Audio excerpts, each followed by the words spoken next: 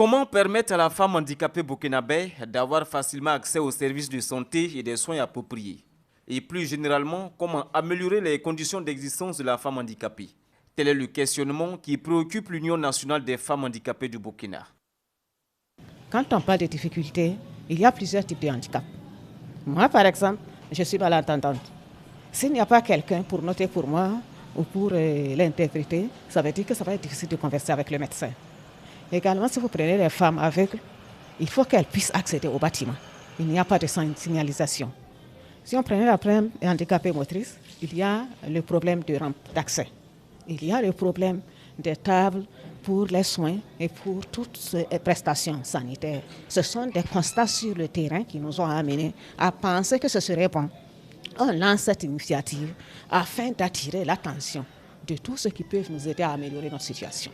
Soutenue par l'Union européenne et la coopération italienne, cette initiative vise à plaider pour la cause de la jeune fille et de la femme handicapée auprès des acteurs concernés.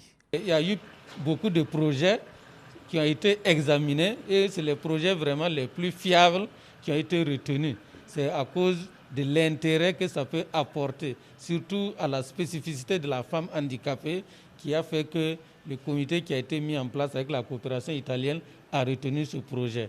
Donc nous sommes convaincus que si vraiment les activités prévues sont bien menées, il y aura un impact positif en ce qui concerne donc l'accès à la santé pour les femmes handicapées.